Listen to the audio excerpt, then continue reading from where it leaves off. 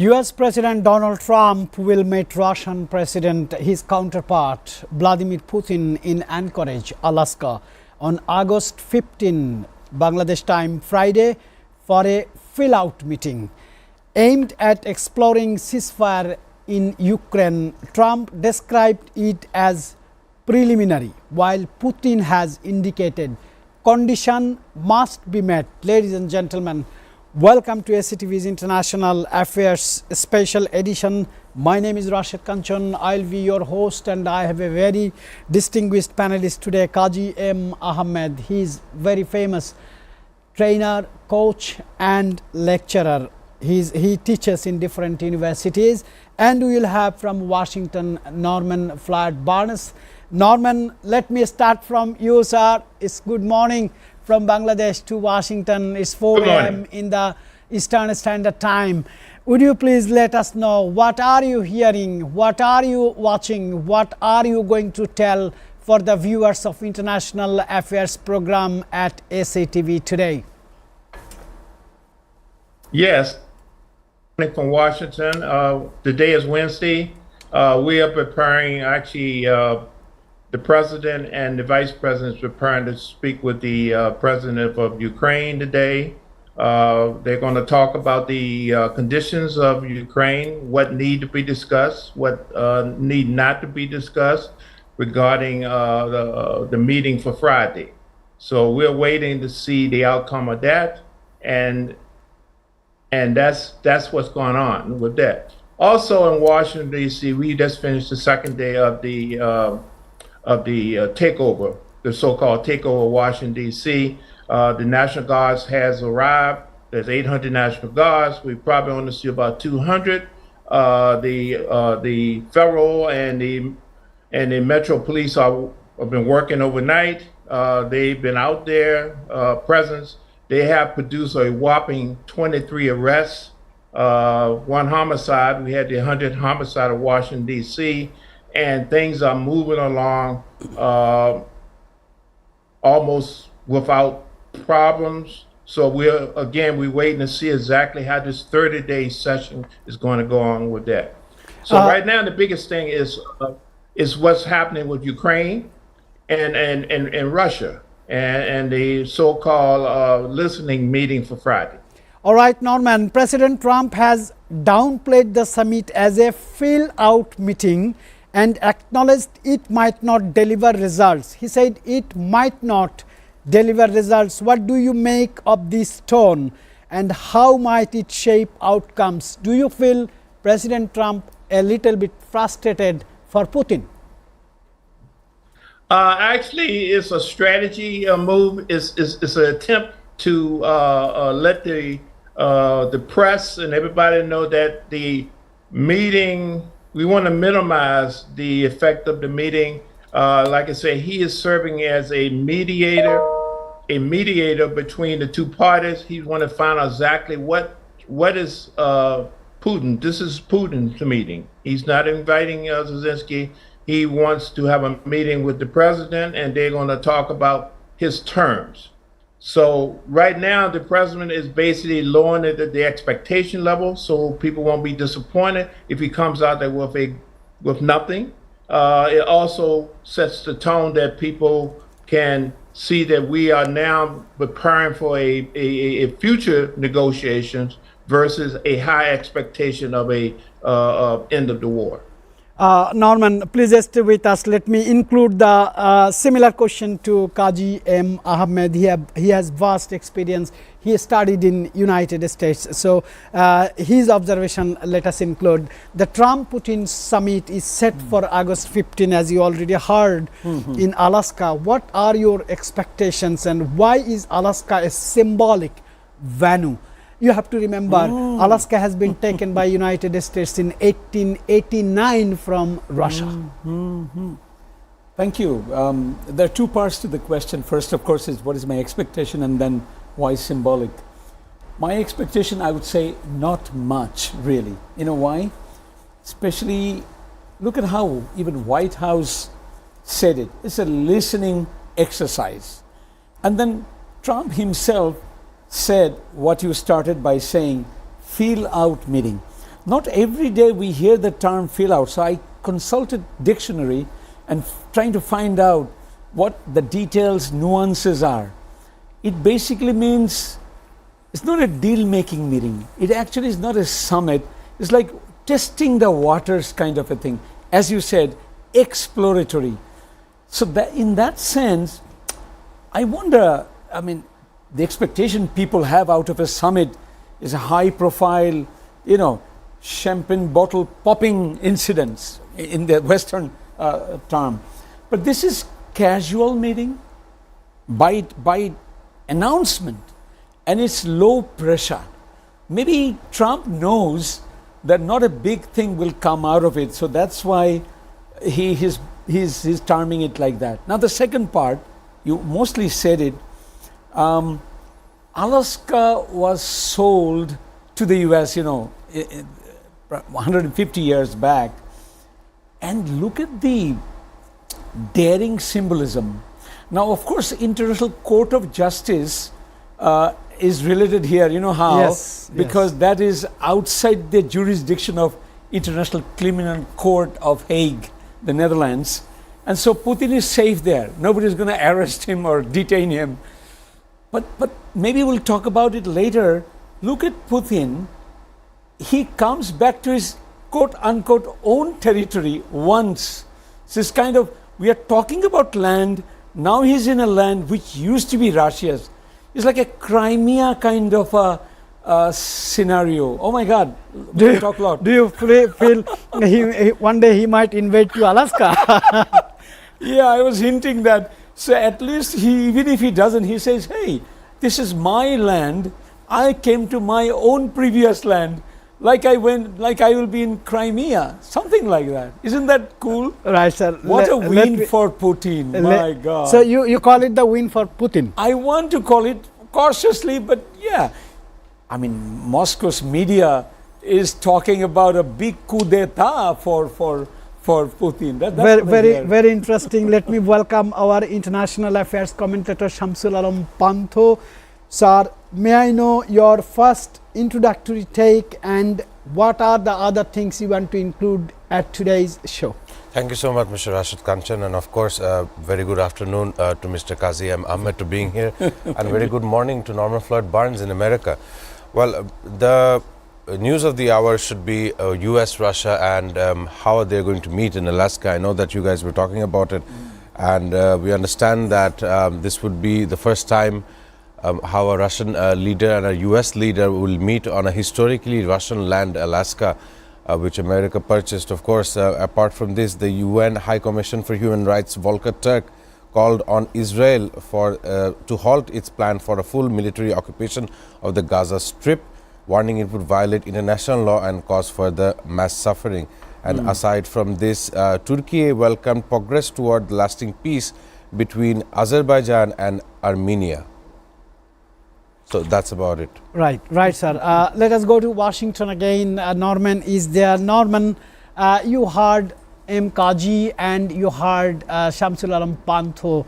The things are going to be interesting for the world listeners and the world watchers. My question would be this time for you.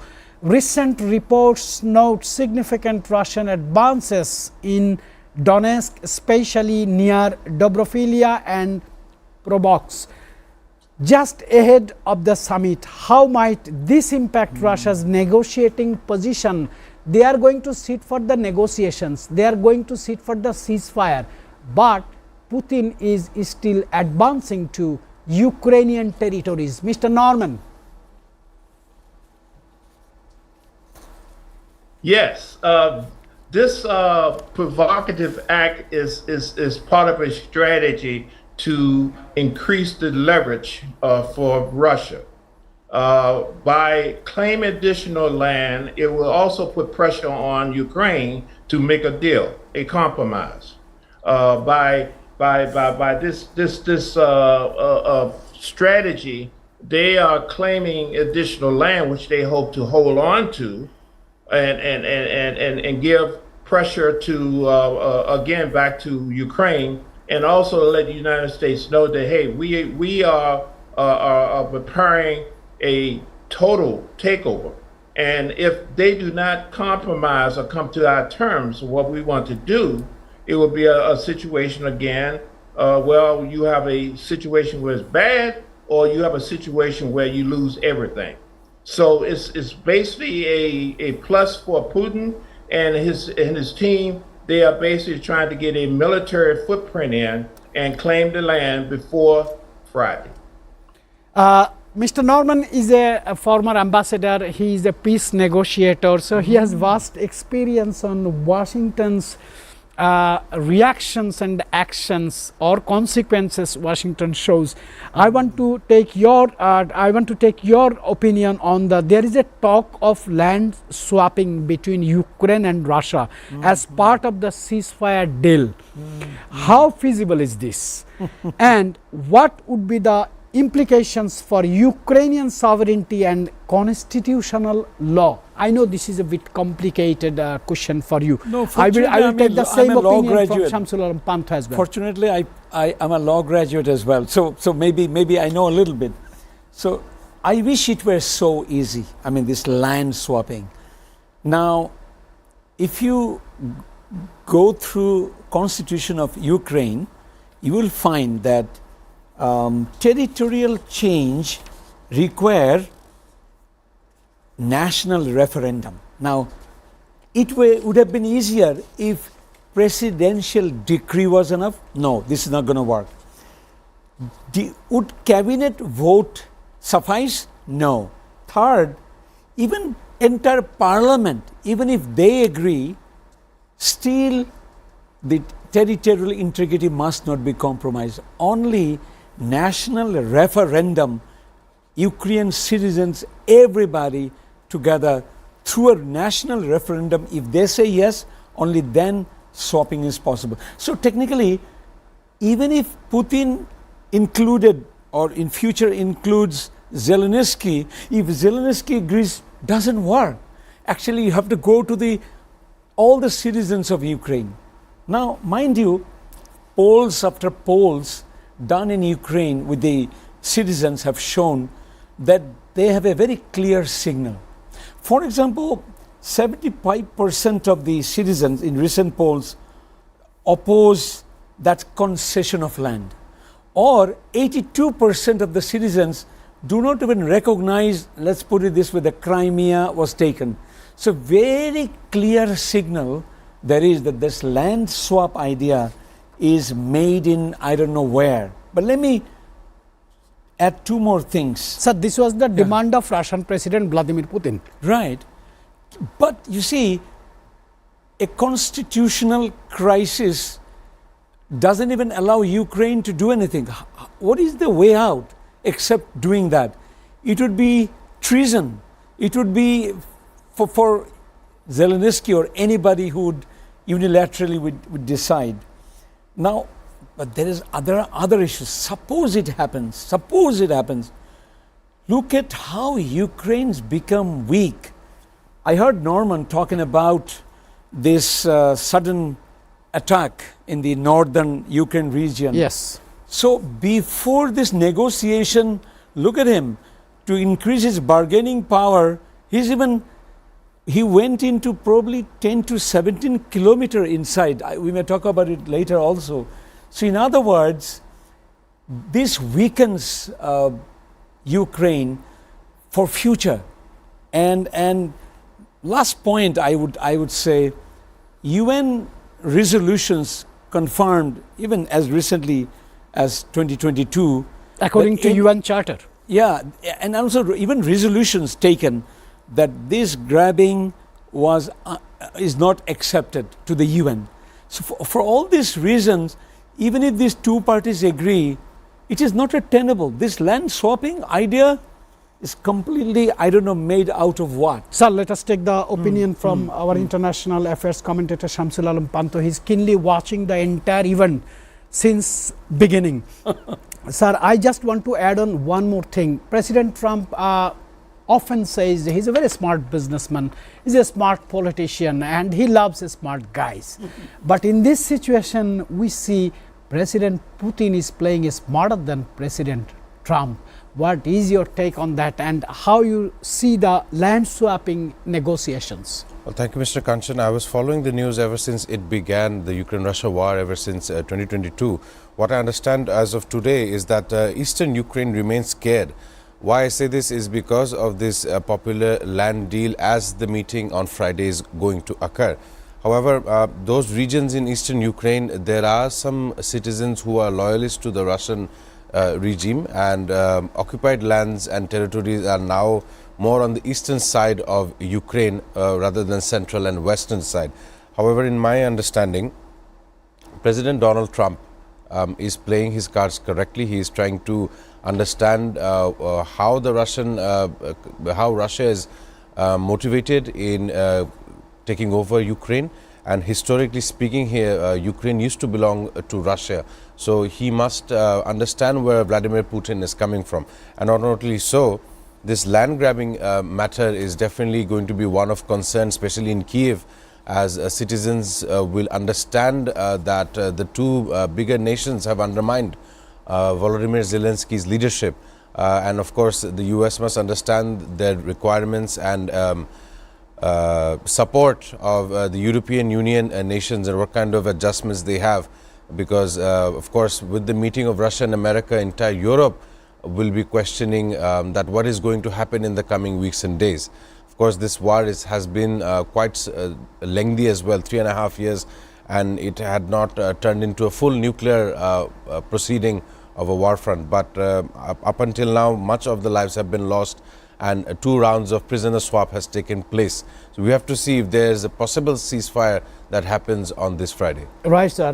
Let us see the financial impact or economical impact for this meeting. How is the financial market responding to this summit?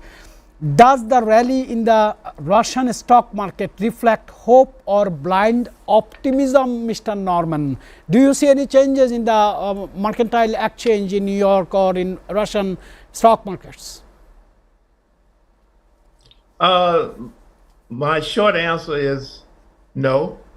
And the reason is that this meeting has been designated as a fill-out meeting, a very informal meeting, and the markets is waiting on the decision about a ceasefire. It may be a ceasefire, it may be something they will come out of. The stability of the unknown. The unknown is that if there's a ceasefire, it may be a temporary halt, but a long-term problem exists, meaning that, okay, we're going to keep everything we have right now. Nothing's going to move. We're not going to leave the area that Russia's not going to leave the area that they have, and Ukraine is not going to give up anything. But the problem is that creates additional tension, stress, and hatred. We would never get out of the war. It would be, we may have a ceasefire, but there's still going to be issues, and investors do not like instability. They do not like uncertainty. So that will have a profound effect on the trading, the investments, and the movement of money and commerce. So right now, Friday is going to be an indication on what the market will do on Monday. Right, Norman, let us ask a question to Mr. Qazi M. Ahmed regarding the Western other leaders. Western leaders insist that Ukrainian president must be part of any negotiations because he is the leader of Ukraine. Is it realistic to secure a peace deal without Kiev at the table? I mean, without Volodymyr Zelensky at the table? This is almost a rhetorical question, meaning the answer is known, and I would say no.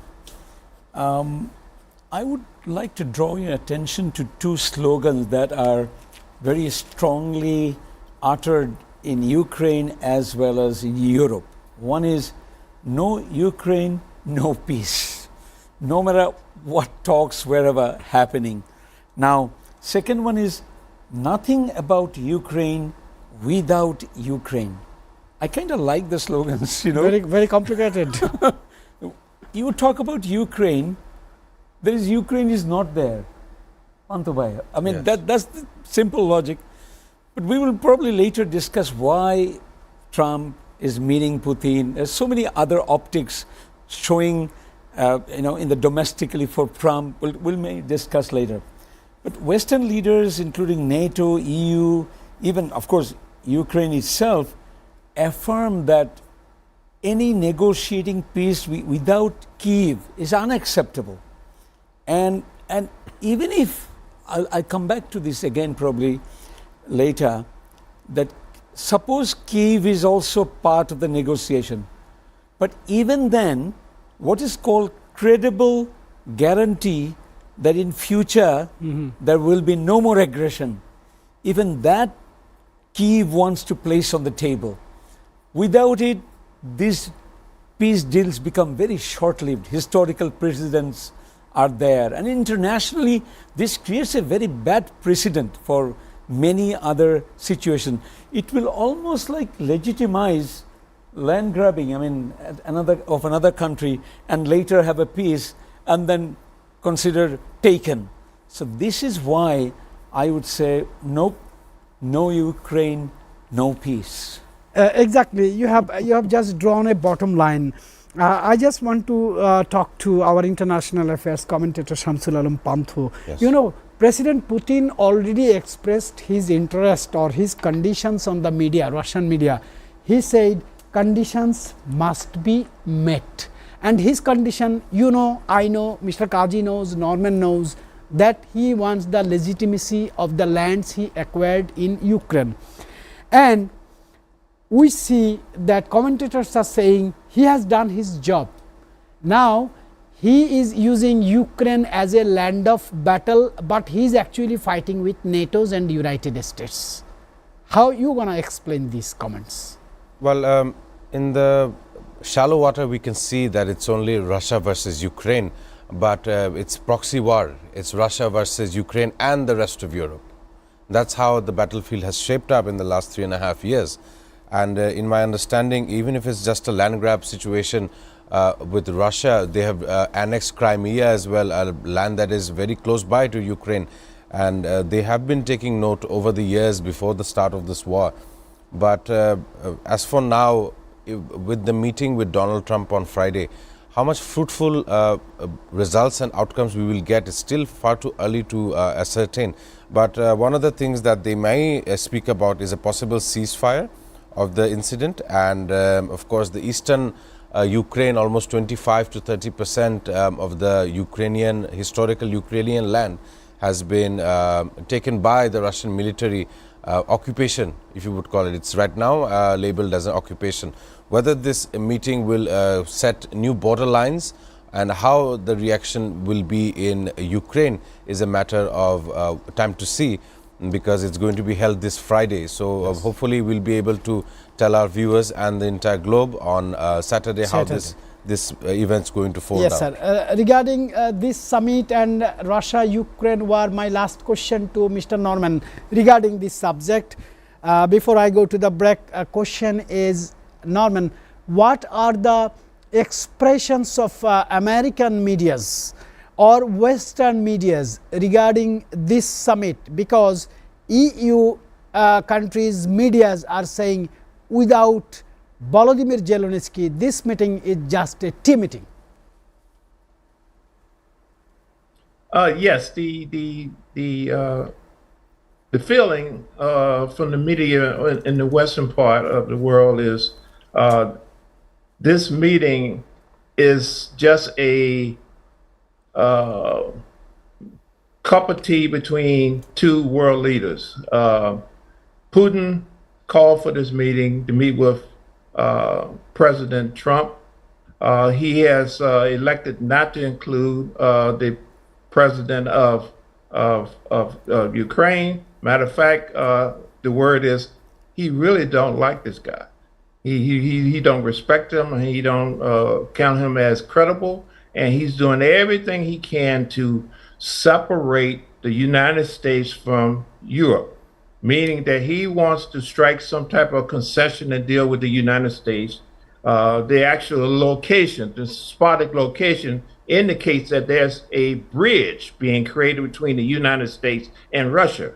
So by establishing that relationship with the United States and Russia, it separates us from Europe and Ukraine in the minds of the media. So there's already been this situation where there's going to be some rift between the United States as a result of this. Because the United States is involved with this and President Trump involved with it, he has to be very cautious on what is the outcome of this meeting, that he does not overstep himself. We have a history of talking before he acts and putting out information before it can be verified, that he do not overstep his relationships. So it's a very touchy situation. And right now we're looking at possibly nothing for Ukraine is going to come out of this good. Nothing's good is going to come out of Ukraine. So we already looking at that situation. It's just how bad the deal is going to be presented. All right, sir. Let me ask a question to Shamsul Alam Panto. His explanation will be interesting, I'm sure. You can remember the White House two meetings. One is Trump versus Zelensky, one is Trump versus South African president. And you have seen the consequences. And do you foresee sort of things like that, Putin and Trump's meeting? It will be a grave mistake if Donald Trump had, if he treats the way he treated Cyril Ramaphosa and Volodymyr Zelensky in the White House. I'm pretty sure him doing that with Vladimir Putin is not going to be a good move. But of course, it has to be a measured questioning, measured answering style. He has to see how Vladimir Putin reacts to the matter. Of course, they're meeting in Alaska. It's a land that is off from the US mainland as well as the Russian mainland. So let's see how he handles Vladimir Putin and how Vladimir Putin handles Donald Trump, a very scandalous president of United States. In the middle, the 46th presidency, he wasn't there, but 45th, 47th, he was there. So let's see the handling of the world leaders. I'm pretty sure that Donald Trump should not bully Vladimir Putin like he has done with other world leaders in his own Oval Office. Right, sir. In 1 minute, I just want to do a very hypothetical question to M. Kaji. With Russia accused of using its advance to leverage summit talks, my question is, do you foresee escalation or de-escalation post-Alaska summit between these two counterparts? Okay. De-escalation or escalation. Now, few days before this summit, Norman mentioned it, it came in my previous discussion. Look at what Putin did just as a bargaining chip. It attacked the eastern Ukraine region, meaning, so apparently it rather escalated, but of course we know there is a purpose to it. Now, where is the de-escalation? If the meeting is informal, it's a fill-out meeting, it's casual, de-escalation is a very serious meeting. But of course, if a meeting like that releases, I think the figure is 19,500 kids who were kidnapped from Ukraine during the war. If those are released, that could be a big achievement in a humanitarian side de-escalation, if not anything else. More importantly, I would say the tactical pause, I think again, Russia might take advantage of that tactical pause. That okay, it looks like a de-escalation for Russia to regroup, strengthen itself and be even stronger. That's what at least Ukraine's narrative is.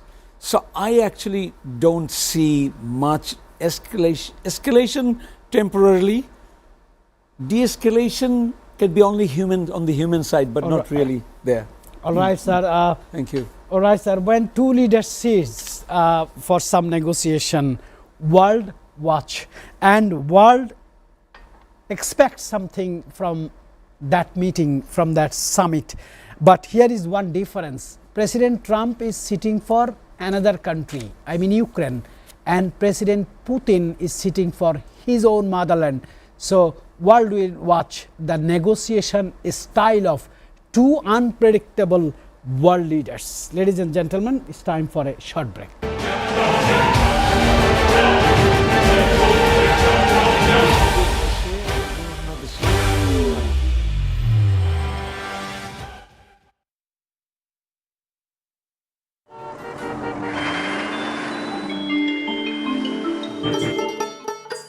সারা দেশে লাখো মানুষের কঠোর কর্মতৎপরতা ও নিষ্ঠায় SA পরিবহন parcel and courier service এখন 16 কোটি মানুষের হাতের নাগালে।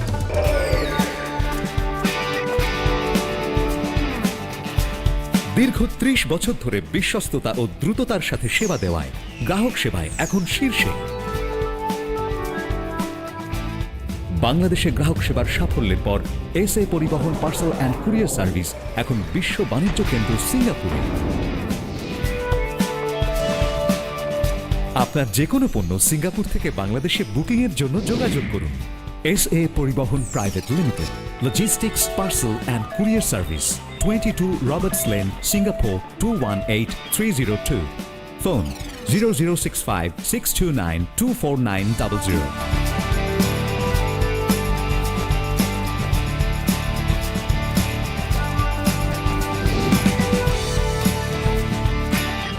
বাংলাদেশ থেকে সিঙ্গাপুরে পণ্য বুকিং এর জন্য যোগাযোগ করুন ঢাকা সহ দেশের যে কোনো 80টি শাখা কেন্দ্রে।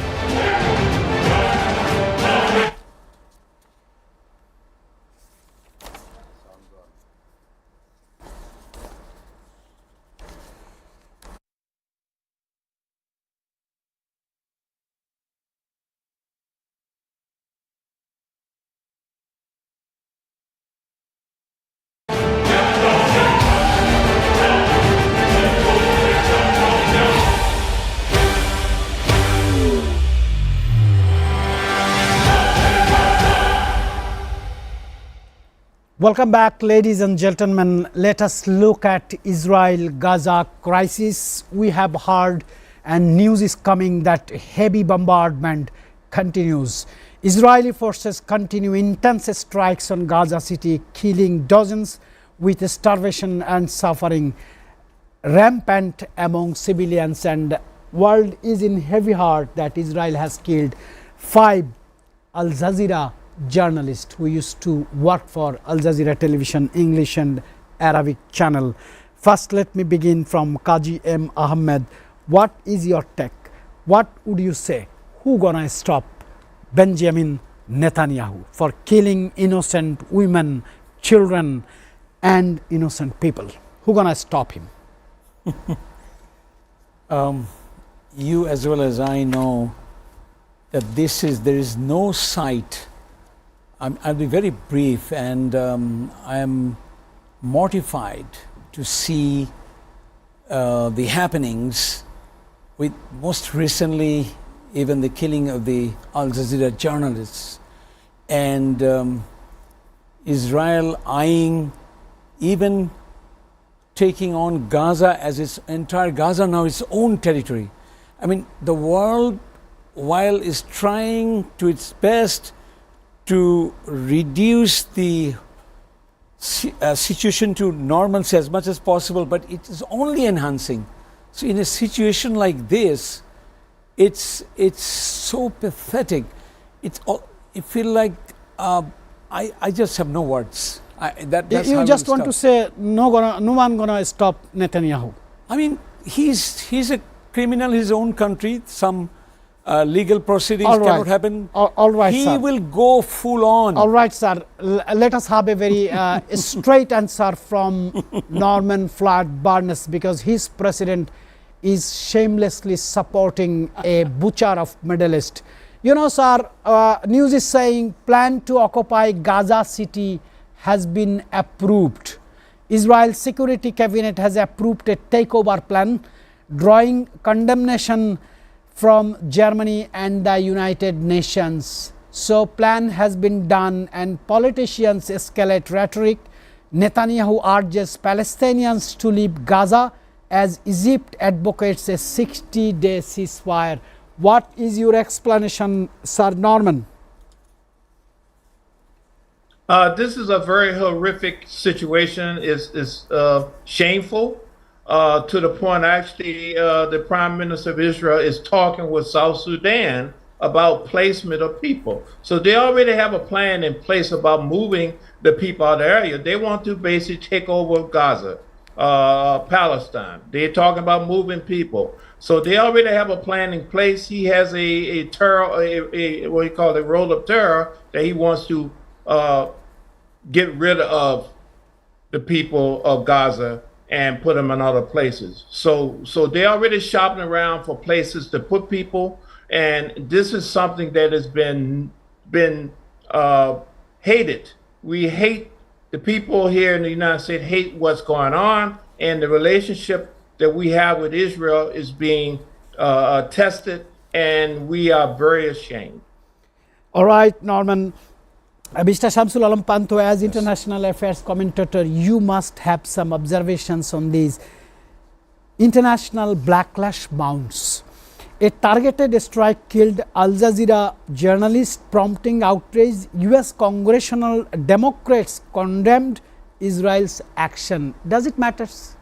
Of course, it does matter. We have to look at how long this aggression has been going on. And as Norman mentioned, that Israel and South Sudan are in talks of course, sending the Palestinians a forced transfer, which will violate international law, according to the media statements. And of course, I don't see how Benjamin Netanyahu is planning on doing such a thing, sending Palestinians from away from their homeland into South Sudan. And you know, South Sudan has been marred with violence for many, many years. A civil war had taken place in that nation. So of course, that does not seem to be a proper peaceful replacement of the Palestinian people, or allowing them access to a state.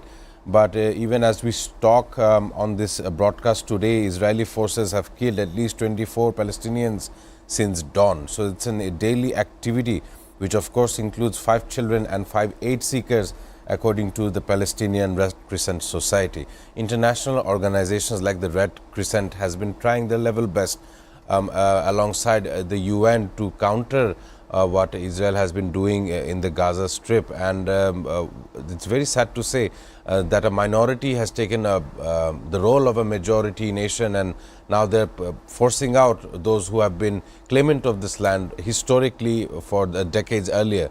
Many decades earlier, 8 decades if you would, if I would clarify.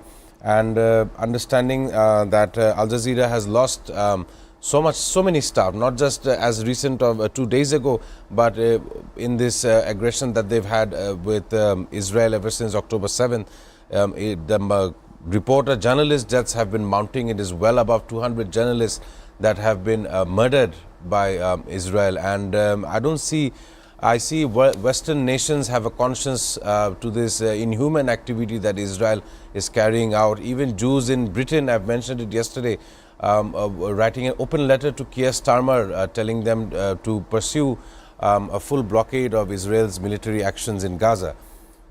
Even with such condemnation by world leaders, there is no stopping Benjamin Netanyahu's trial upon the Palestinian people. Sir, have you noticed one thing? If you talk about the world's #1 news is Russia-Ukraine war, Trump is here.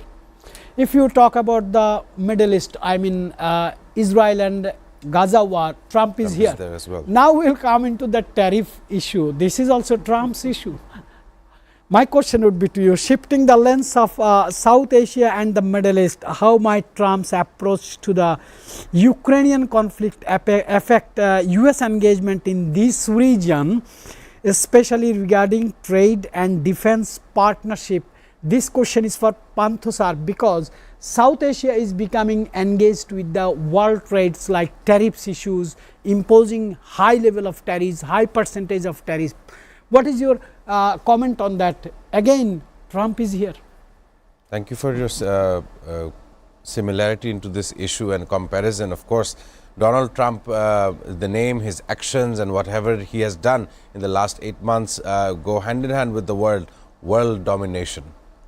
Not only in trade, not only in land disputes, he has a plan of a new world order in which he sees himself as the leader. If you compare both of his terms, Last term, he was seen a bit conservative in most of his action making, but now the things that he said he feared in the last term, he is making sure that the US citizens are now living in this dystopian future in which he is a leader, but he is not thinking about his citizens. Moreover, he is only pointing answers, pointing fingers at other world leaders and consequences across the globe, especially in Southeast Asia and South Asia in general. We know that in his first term he had a negative remark regarding China, and it became source of memes on online platforms as well, his take on China. But we now see a 90-day tariff truce up until November. Of course, China being the world's greatest manufacturing country for the last 25 years, I believe that the US should be far more calculated in order to understand what kind of tariff boundary they will share with China. But apart from China, you see the allies as well, South Korea, Japan, they weren't spared from this tariff regimen. Not even us as Bangladeshi country, we are proud of our RMG sector, and even that is going to take a toll from Donald Trump's tariff policies. But I want to see 1 year from today where the Americans are sick and tired of inflation and where the rest of the countries are having surplus of export. I want to see, is he actually making America great again or making it worse? And do you believe the world leaders are, they have the nightmare about the face and name of Donald Trump? What they will all do is take away their dependency on the greenback, on the US dollar, and of course households in America are to be affected. Kazi M. Ahmed, question for you. Little bit tricky, little bit diplomatic, but I think answer should be, positive for the audience. Really? Trump previously imposed tariffs on India for importing Russian oil. It is India's fault, according to Trump. Why are you buying oil from Russia? Has got sanctions. How do you see this impacting India-US relations and broader geopolitical alignments? Because China, United States has a direct trade coalition with Russia and China. India was a kind of in the middle position. Right. Now India is affected. Directly affected.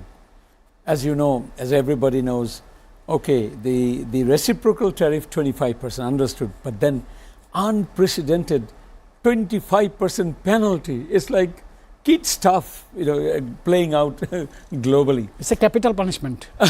Something like that. Why? Because that is supposed to affect the GDP. 0.6% GDP can be less than the usual because of that, or even sometimes it has huge impact. Anyway, so that's what happened. Now, what is India's reaction? That's one of the questions, right? So first reaction, of course, is that it has to safeguard its own national interest, no doubt about it. Huh? Now, and for that, it has to come up with that expression. It's extremely unfortunate how the US is treating India, despite, as we continue to say, they had such a wonderful relations, Antobhai, Yes. for decades, and the historical relationship of the Indian diaspora contributing in the US economy, in the Silicon Valley and so on. So, but India also have shown some quick reactions, like they stopped buying arms from the US, or paused, not stopped, paused. And then I'm told National Bank of India even stopped international trade and foreign currency operations of Nayana Energy, an Indian oil refinery tied to Russian oil refinery, so that they can actually limit the exposure. So with all these, now if this is the economic side, the diplomatic side is even worse. It has cooled to an unprecedented degree.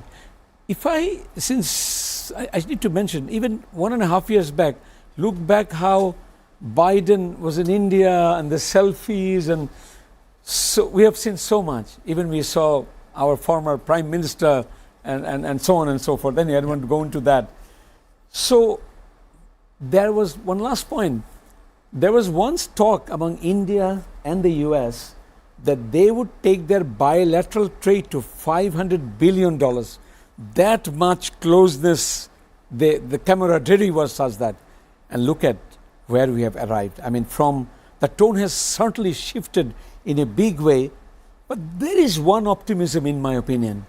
A relationship that withstood the test of time for decades cannot quickly, just because one trumps tantrum, it can evaporate. No, I don't think so. So, say for example, India and United States trade relationship goes worse. So, my question to Shamsul Alam Panto, how Bangladesh or Pakistan can take advantages of this, because India is the biggest exporter and of course importer as well. We must look at narratives here. We look at the India and Pakistan war lasted 3-4 days and extend 2 weeks, where the entire world and Donald Trump's administration kept on claiming that it was trade and their trade issues that caused both of the countries to come at a ceasefire. Of course, the two nations were fighting regarding the Kashmir issue, regarding water sharing issues, and of course, according to Indian media channels and Indian narrative, it was to fight terrorist activities across the border. But while doing so, they have attacked sovereign Pakistan, and Pakistan had a sense that we will defend, but if needed, we will attack. Now, even after such a ceasefire between the two nations were brokered, India kept on saying that it was something else that led to this ceasefire, and definitely was not Donald Trump's mediation. So when you make such a claimant, you can expect Donald Trump's administration to be coming after you later on in the months subsequent. So we have seen that right now, because of the BRICS, Donald Trump had been warned, the Americans have been warned that a new nexus of global dominance has been growing, which includes Russia, China, India, South Africa and Brazil. So this entire bloc has become the enemy, if not directly but indirectly, to the United States. But recently, yesterday I was looking at the news and I see a possible breakout of parliament in the Indian parliament as well. We see Priyanka and Rahul Gandhi being arrested because they were voicing their concerns, and they of course have the right to protest, as India is the greatest or the largest democracy. But the point here being, democracy is a style of governance for any kind of country, any government, for its on its people to understand how it can be beneficial to society. And of course it stems from the Westminster style of politics and how it has been dealt. But as of recent, the Indian internal politics is now firing up, as Mr. Modi does not have as much a sway that he had initially with Donald Trump, and they're having a fallout of friendship. And as per your question, how should neighboring Pakistan and Bangladesh utilize this issue, and how we can make sort of it? We should never allow our countries to take this position that India has taken, a very strong, tough position between two rocks. That's where Bangladesh and Pakistan cannot be.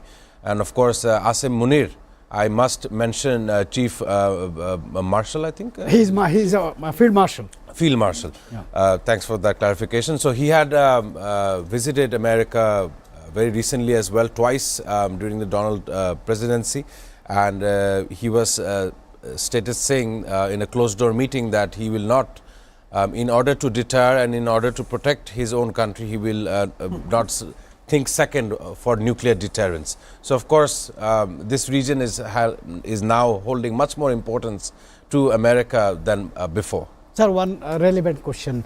Don't you think Indian leadership are getting little bit huge jerk with the relationship of United States and China, including the neighboring countries? And on the other side, Field Marshal Asif Munir's recent statements is a kind of threat to India. 50% tariff because of having ties with a different global leader or global order. This 50% tariff will definitely take a toll on Indian household, Indian economies, their quality of or quantity of exporting materials outside to other countries as well as the United States. As we also take notice of Indian ethnicity between the major corporations in America, American companies, and the CEOs and MDs are all ethnically speaking from India. So one must understand how far diversified India is. Not only so, at this moment it's far too early to say in terms, but the tariff regimen has already been implemented, and it is fair to say that by the end of this year we'll see how much effect the BRICS nations shall face in this question, specifically India as well. Right, sir. My last question, as we are running out of time, please make the answer very shorter. Qazi M. Ahmed, what you see the prospect of Bangladesh in this situation, I should say volatile economic and tariff situation, how Bangladesh should handle this? A quick reply is that we are on safe zone because we are competing with Vietnam, and they have 20, we have 20. Of course, our commerce advisor says it may even be to 15%. I don't know from where. If he can make it happen with the US, 15%, this is a big advantage. And you know, in India, all the major brands are actually pausing their orders. Where will they go? Either Vietnam or Bangladesh. I mean, that's my take on this. So I don't want to sound too excited, but at least we are not in worse of, no matter what the RMG sector would tell me. Sometimes in some business circles they say, oh no, things are not good, things are not good. But you have to see in the global perspective how worse off, better off others are. You cannot talk about yourself independently. Of course, we are now 5% more paying tariff, but then we can get back to the previous. Even if not that, we are at par. So Vietnam exporting with the same tariff. So that's why I would take it at a positive note. You are hopeful. I'm hopeful. I'm very grateful to Shamsul Alam Pantho, our international affairs commentator, Qazi M. Ahmed. Very good comments he has done on this show, and Norman Flat Barnes. Ladies and gentlemen, I really appreciate your patience to watch our show. We'll see you tomorrow.